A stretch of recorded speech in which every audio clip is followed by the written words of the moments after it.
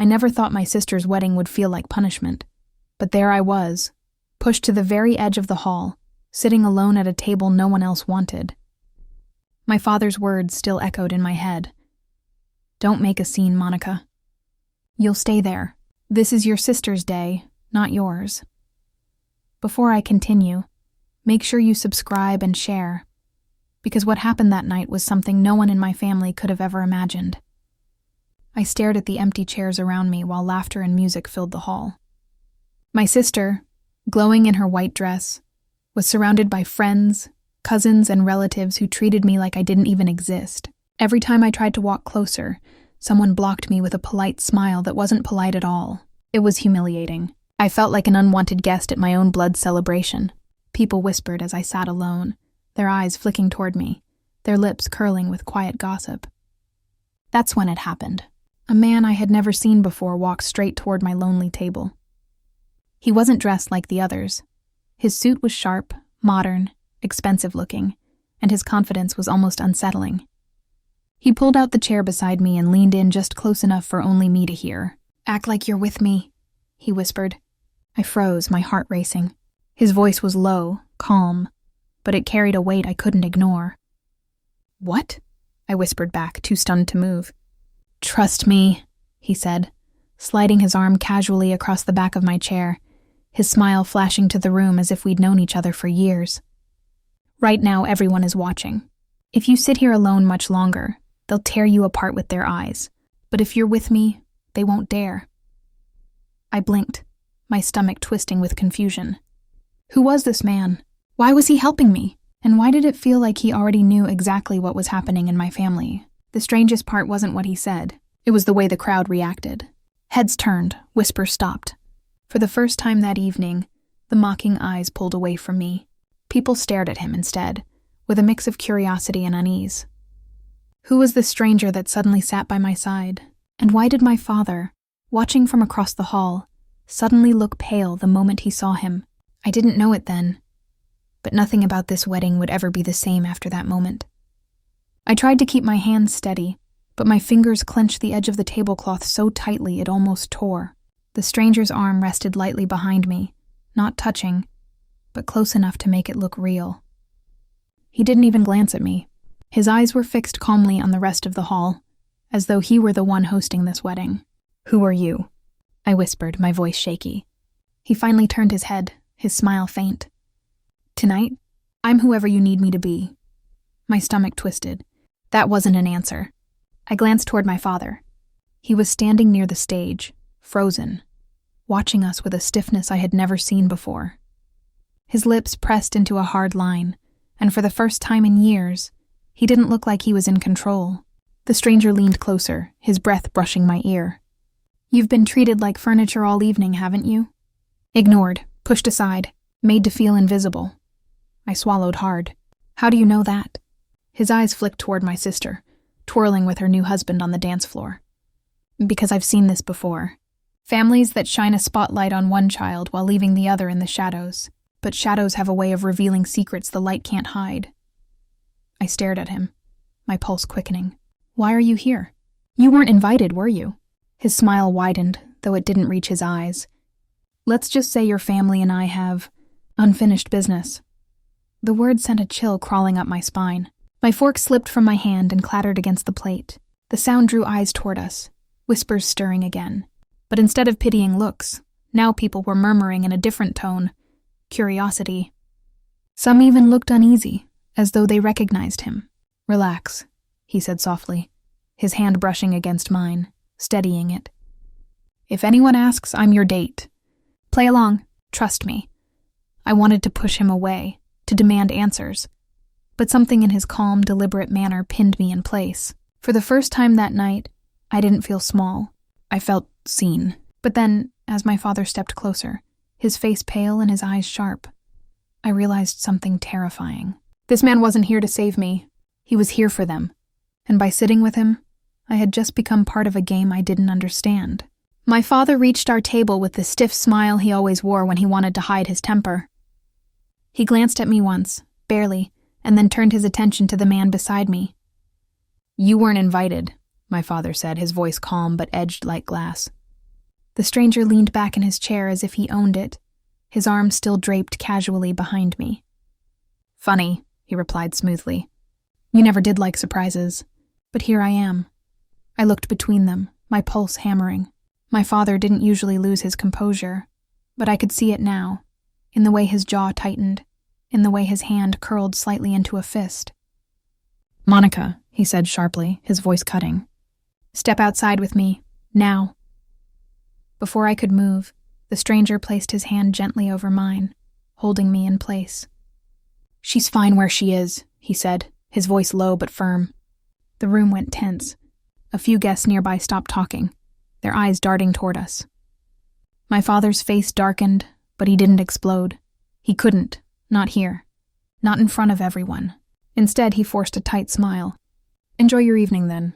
I'll be seeing you, very soon." He turned and walked away, but not before shooting me a look so sharp it made my stomach twist. I pulled my hand back quickly. "What's going on? Who are you to my family?" The stranger's smile softened as if he wanted to calm me, but his eyes carried something darker. "Let's just say your father and I share history. He owes me, and he's been pretending for years that I don't exist." "Owes you what?" I pressed, my voice trembling. He leaned in, his words so quiet I almost didn't catch them. "Everything." My chest tightened. "You're lying." "Am I?" he asked, tilting his head toward the stage where my father now stood, speaking nervously to my sister's new husband. Both of them kept sneaking glances at our table, their smiles brittle. "You see their faces?" the stranger whispered. "They know exactly who I am, and they're terrified that you're sitting with me." I felt like I was drowning, caught between fear and curiosity. 100 questions swirled in my head, but before I could ask another, the music cut off abruptly. My sister's husband tapped the microphone, forcing a grin. "Everyone, if we could raise a glass to family, to trust, and to keeping what's ours safe." The room clapped, but my father's eyes never left me, and for the first time in my life, I realized something horrifying. My family wasn't trying to protect me. They were trying to protect themselves, from him. And now I was in the middle of it. The toast ended, but the tension didn't fade. Guests returned to their conversations, yet I noticed how their eyes kept flicking toward our table. Whispers rippled across the hall like a hidden current.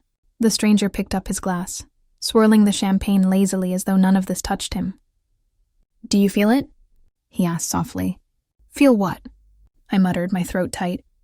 "The shift.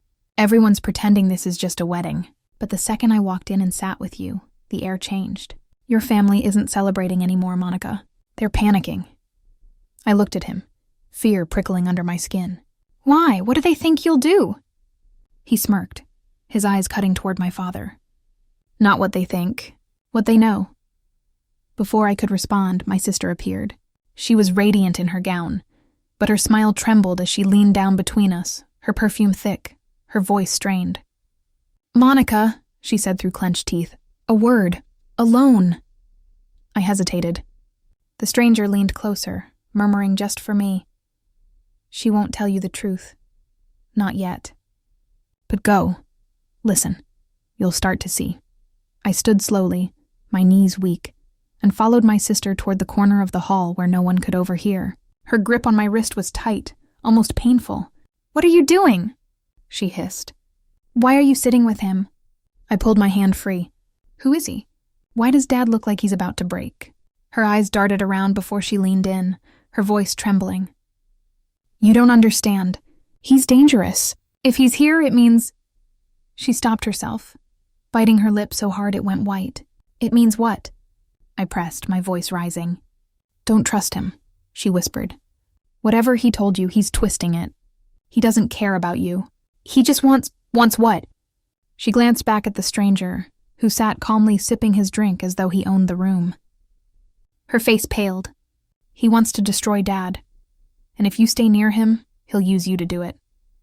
My heart pounded. Why would he destroy Dad? What did Dad do? Her eyes filled with tears, her perfect smile cracking under the weight of panic. Because Dad destroyed him first. Before I could ask more, a sharp clink of glass echoed across the hall. My father stood again, his voice commanding. "Ladies and gentlemen, before we continue the celebration, there is a matter I need to address." his eyes cut straight to me.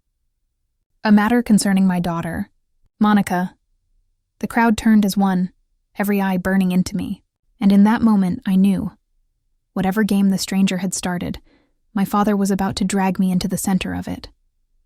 The clinking of my father's glass silenced the room.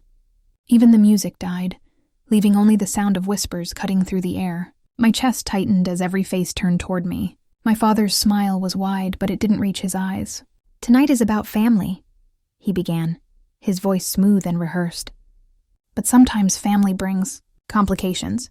My younger daughter, Monica, has always been a source of concern, a distraction, and unfortunately, tonight she has chosen to associate herself with someone who does not belong here." Gasps spread across the hall. My face burned hot, humiliation sinking deep. I wanted to sink into the floor, disappear. My sister stood frozen at my side, her fingers twisting into her gown. My father's hand gestured toward the table. "That man is not family. He is not a friend. He is—" But before he could finish, the stranger stood. The scrape of his chair against the floor cut through the hall like a blade. Calm, steady. He adjusted his cufflinks, then lifted his glass as if this was his party. "You're right," he said, his voice carrying effortlessly. "I'm not family.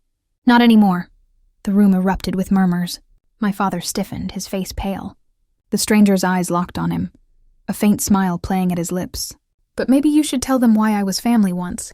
Shouldn't they know the truth, James?" The name hit me like a slap. James, not Dad. James. My father's composure faltered for a split second, but then he forced a laugh. "This man is delusional. Security won't touch me," the stranger interrupted, his tone still cool. He turned slowly, addressing the room. "Ladies and gentlemen, you've gathered here to celebrate a union. But what if I told you the man giving this speech built his entire life on betrayal? That the father of the bride," his eyes glittered as they swept across the hall, "is nothing more than a thief in a suit?" Gasps again. Chairs creaked as people leaned closer, hungry for scandal. My father's voice thundered. "Enough!" The stranger tilted his head.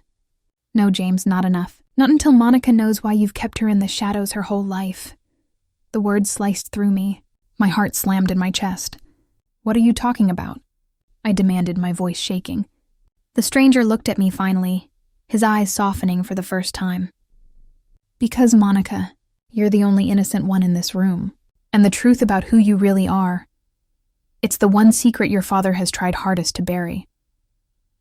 The room fell silent, every guest frozen, waiting. And in that silence I realized this wasn't just about revenge. This was about me. The silence pressed down on me so heavily I could barely breathe. My father's face was stone, but his hands betrayed him. They trembled against the rim of his glass. My sister tugged at his arm, whispering urgently, but he wouldn't look at her. His eyes stayed locked on the stranger, like two predators circling. I forced the words out, though my throat felt tight. "What do you mean? Who I really am?" The stranger's gaze softened on me. He stepped closer, his presence steady, unshakable. "Monica, the reason you've always been pushed aside, the reason you've been made to sit alone, ignored, silenced, it isn't because you're the lesser daughter. It's because you remind him of what he did. Of who he betrayed." My chest tightened. "Betrayed who?" The stranger's eyes flicked to my father, and the corner of his mouth curved in something between pain and triumph. "My brother." Gasps filled the hall again. My head spun. My father slammed his glass down so hard it shattered across the table. "Enough of this circus!" His voice roared through the room, but the desperation in it was impossible to miss. "No, James," the stranger said, his tone still calm but sharper now, like a knife being unsheathed. "You stole everything from him. His business, his name, his wife." His gaze cut to me again, piercing. "And his child." The words crashed into me like thunder. My knees buckled, and I grabbed the edge of the table to keep from falling. "His child?" The stranger's voice lowered, but it carried across the hall. "You are not James Harper's daughter. You are my brother's." The crowd erupted into chaos. Voices shouted, chairs scraped, cameras flashed. My sister covered her mouth with her hands, eyes wide in shock, or guilt. I stared at my father, waiting for him to deny it, to shout that it wasn't true. But he didn't. His jaw clenched. His eyes burned into me with something worse than anger. Shame. "Tell her," the stranger demanded. "Tell Monica why you've treated her like an outsider all her life." My father's voice cracked as he finally spoke. "Because she is an outsider." The floor dropped beneath me. My entire world tilted, shattered. My father, no, James, stepped toward me, his voice desperate now. "Monica, you don't understand. He's twisting this. I raised you. I gave you a life. Don't you see? He only wants to destroy me, and he's using you to do it." The stranger's eyes burned into mine. "No, Monica. I'm not using you. I'm telling you the truth your family never had the courage to say. You are not his shame. You are your father's revenge, and tonight you deserve to know it." The hall had dissolved into madness, but I couldn't hear them anymore. My world had narrowed to the two men standing before me, one who raised me with coldness and distance, the other who claimed my bloodline was a lie, and in that moment, I didn't know who terrified me more. The hall had become a storm. Guests rose from their seats, murmuring frantically, some recording on their phones, others pretending to calm one another while leaning closer to catch every word. The wedding no longer belonged to my sister. It belonged to me, and the secret that had just torn through the room like fire. I stood frozen, my heart hammering so hard it hurt. My father, James, kept his eyes locked on me, his face pale but determined. The stranger didn't look away either, his presence solid and unshaken, as if he had been waiting for this night his entire life. "I don't believe you," I whispered, though my voice cracked. "Either of you." James stepped closer, his hands raised, pleading now. "Monica, listen to me. He's twisting the truth. Yes, I wronged his brother, but you are my daughter. I raised you. Don't let him poison your mind." The stranger's voice cut through like a blade. "Raised her? You locked her in the shadows, James. You made her feel invisible, because every time you looked at her, you saw my brother's face. Isn't that the truth?" James flinched. Just barely, but enough. I stumbled back, shaking my head. No, this isn't happening. Not here. Not tonight. My sister ran forward, tears streaking her perfect makeup, clutching at my arms. "Monica, please, just sit down. Forget what he's saying. He only wants to ruin us." I pulled free.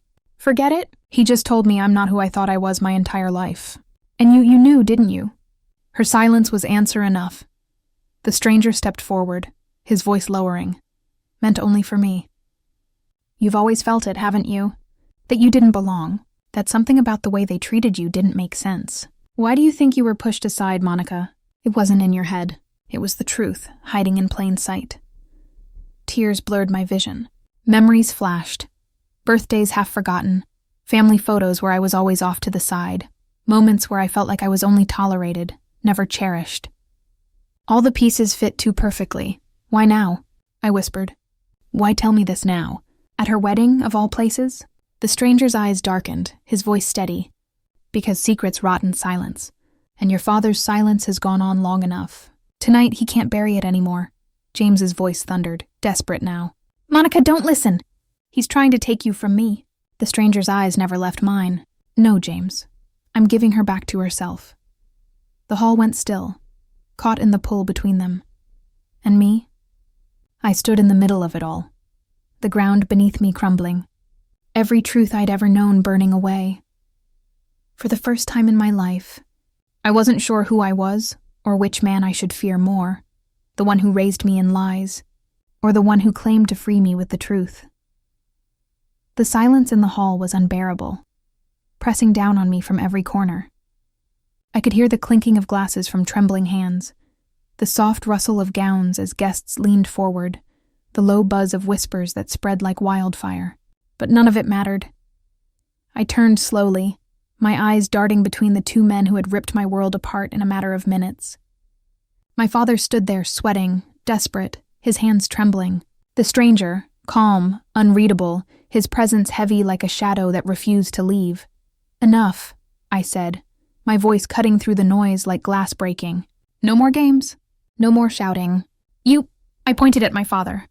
"And you," my finger shifted to the stranger. "Both of you, you're going to tell me the truth, right now." James's lips parted, but before he could speak I lifted a hand. "Not excuses. not stories. The truth. The stranger's eyes flickered with something I couldn't read. Sadness, maybe regret. But he stepped closer, ignoring the gasps from the crowd. You deserve to know. You are not James's blood. My brother, Daniel, was your real father. He died before you ever knew him. The words hit me like thunder. My breath caught, and I stumbled, gripping the back of a chair to steady myself. My sister's sobs grew louder, but I shut them out. James moved quickly, his voice rough with pain. Yes, Daniel was your father. But he was reckless, Monica. He couldn't take care of you. I did. I kept you safe. I gave you everything. Everything? I spat, my chest heaving. You gave me nothing but cold shoulders and locked doors. You treated me like I didn't exist. The stranger nodded slowly, his gaze locked with mine. Because every time he saw you, he remembered his betrayal, his guilt. James didn't protect you. He punished you for being a reminder. Stop, my sister cried, clutching her head. This isn't fair. This isn't about her. Oh, but it is, the stranger said darkly. His voice dropped, almost a growl. Because tonight isn't just about a wedding. It's about justice. James thought his secrets would stay buried. He thought Monica would never know. But lies don't last forever. James paled. What are you planning? The stranger's eyes gleamed, sharp and unrelenting. This wedding was the perfect place. With everyone watching, with the entire family gathered, there's no hiding anymore. Tonight, James, everything you've built comes crashing down. My heart pounded so hard I thought it would split. I stared at the stranger, my voice shaking. Why me? Why use me like this? He looked at me, softer now, almost protective. Because the truth belongs to you, Monica. And because you deserve to know who you really are, before the rest of them drag you down with their lies. The room erupted with gasps again. People whispering, others moving closer, desperate not to miss a word. And in that moment, I realized something terrifying. This wasn't just a family scandal anymore. This was a war, and I was at the center of it. The tension inside the hall felt like it could snap at any second. I could see guests shifting uncomfortably, some pretending to leave but stopping at the doors, too curious to walk away. My sister sat crumpled near the altar, her white dress bunched and stained with tears, while James stood rigid, his jaw clenched so tightly the veins in his neck bulged. The stranger's gaze never wavered from me. He wasn't finished, not even close. You think this is just about the past? He said, his voice low, dangerous. No, Monica. This is about the future, about what's yours. My throat tightened. What do you mean, mine? James's face turned white, then red with rage. Don't you dare. But the stranger ignored him. Daniel, your real father, didn't just leave you memories. He left you everything he had. A trust, investments, property, a legacy worth millions. Money that James has kept hidden all these years, pretending it didn't exist. Money that was meant for you. My knees almost gave way. No, that's impossible, is it? The stranger tilted his head, pulling a folded envelope from his coat. Because I have proof. Your father left you his estate. James has been using it, draining it, living off it, while you were left to believe you had nothing. The hall erupted in gasps. A woman in the crowd whispered, "Oh my God!" loud enough for everyone to hear. I turned to James, my hands shaking. Is this true? His eyes darted to the envelope, then to me. He didn't answer. Tell me. I screamed, my voice breaking. Finally, James snapped, his voice thundering.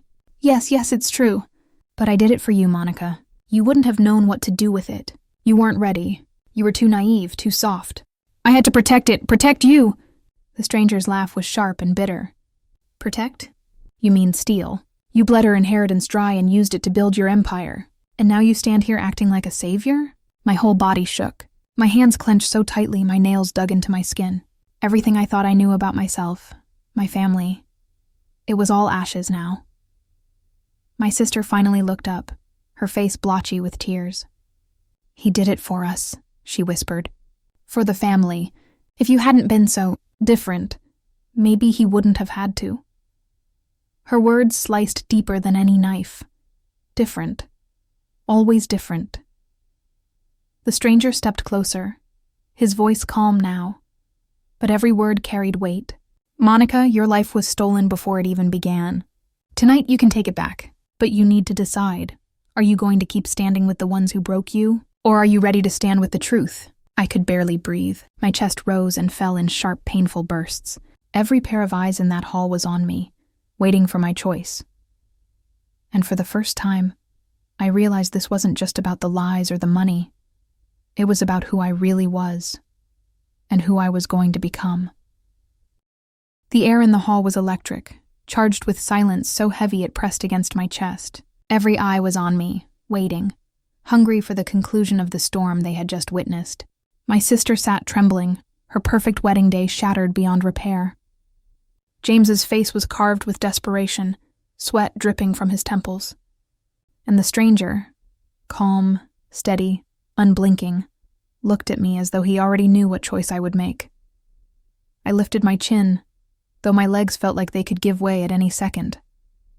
All my life, I began, my voice trembling but loud enough to carry across the room. I thought I was the problem. That something was wrong with me, that I didn't belong here, and all this time, you made sure I didn't. James flinched as though I had struck him. Monica, please, no! I cut him off, the fury in me boiling to the surface. You lied to me. You stole from me. You made me feel like I was nothing. When the truth is, you were afraid I'd discover I was everything you weren't. Gasps echoed through the hall, but I didn't stop. I turned to the stranger, my heart pounding. And you? You ripped the truth out tonight like it was a weapon. Maybe it needed to be done, but you didn't do it for me. You did it for revenge. For your brother. His jaw tightened, but his eyes softened. Revenge, yes. But not only that. I wanted you to know who you were. To see the strength they tried to bury. My brother would have wanted that. The hall held its breath. I stood there, torn between two shattered versions of the life I thought I knew. Then, for the first time in years, I realized this wasn't their choice. It was mine. I stepped forward, my voice clear and steady. I don't choose either of you. Not tonight, not ever. My life, my inheritance, my truth. It belongs to me. And I will never let anyone take that away again. The hall erupted. Shouts, cries, a mixture of chaos and awe, but I didn't hear any of it. My eyes locked on James one last time. He sagged, defeated, his empire of lies crumbling in front of everyone. My sister turned away, unable to bear the shame. The stranger gave a faint nod, respect flickering in his gaze. Then you are stronger than both of us. I turned, walking down the aisle, each step louder than the whispers that followed me. For once, I didn't care about the eyes on my back. I wasn't the shadow anymore. I wasn't the unwanted daughter. I wasn't the secret. I was Monica. And as the doors shut behind me, cutting off the chaos of the hall, a strange calm settled over me, until I felt a hand slip an envelope into mine. I looked down, startled.